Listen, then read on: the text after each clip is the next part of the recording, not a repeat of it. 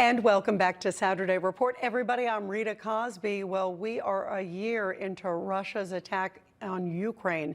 So does Putin have his eyes on other areas as well? Well, let's bring in Ami Magazine senior White House correspondent, Jake Turks. You know, Jake, you are seeing a buildup of Russian peacekeeper troops. I say that in quotes because it's a disputed area being fought over by Armenia and Azerbaijan. Tell us more about this, because this is a really important aspect that not a lot of people are focusing on yet. And obviously you are. Bravo. Well, thank you, Rita. And let me start off by wishing you and your audience a blessed week, as is tradition on Saturday night, which is where I find myself right now in Baku, which is 9 hours ahead. So greetings and have a wonderful week ahead. So we are right now looking at, there are officially between 1,000 and 2,000 Russian peacekeeper troops in the Nagorno-Karabakh region, which has been the site of two wars over the last 30 years between Armenia and Azerbaijan. And if past history is any indication, Russian peacekeeper troops don't remain Russian peacekeeping troops for too long. Yeah, there's a history there. Explain that, because I'm familiar with Nagorno-Karabakh, the area. Explain the logic of sort of the quote, as we put them in quotes, peacekeeping. What has been the history of Russia sort of easing its way in into these areas and then at an opportune time, obviously advancing? Well, Rita, Russia has had a military alliance with Armenia, but when war broke out in 2020, Russia was nowhere to be found in terms of providing military support for their ally.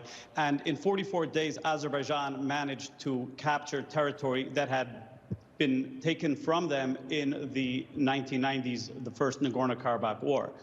So Russian peacekeepers were brought in to keep the peace. However, there have been many concerns and challenges on both sides. From Azerbaijan's side, there have been allegations of landmines being smuggled in and planted in the territory that should be under Russian control. Nearly 50 civilians have been killed as a result of these landmines, including 2 journalists.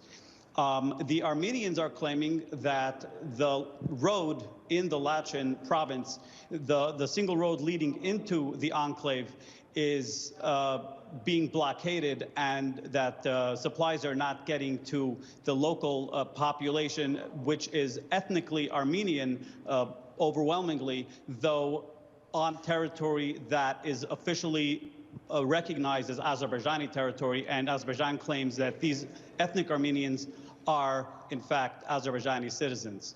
And what we've seen over the past few months is these protests on the Lachin Road, and that has caused a lot of concern. So we're planning to go down there in about a day or so to report from the scene and see what's going on over there.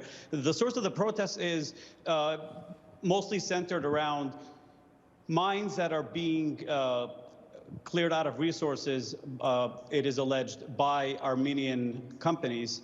And the protesters allege has been the source of ecological concern and environmental concerns. So this is the source of the conflict right now, and the UN has passed a resolution recently demanding that the roads be opened. Azerbaijan claims that because of the concern of landmines, which have been planted after the war has concluded, the most recent landmine has been manufactured in 2021, according to Azerbaijan. Well, what a complicated situation there, and what a dangerous and treacherous situation, as you bring up, especially with those landmines and so many factors right now. And again, all eyes on Putin. It's a very important message of how that war could spread from Ukraine elsewhere, and Putin's focus too as well. Jake, thank you. Yep, we just have a few seconds, really Rita, quick, Jake. If I may quickly add, with Finland currently not as much a concern of Russian attack because of NATO, they're looking elsewhere. And if you want to know where Russia's eyes are, it might be a good idea to follow the peacekeepers. Yeah, well, definitely. Thank you very much. And I know you're going to be following this, Jake. Thank you.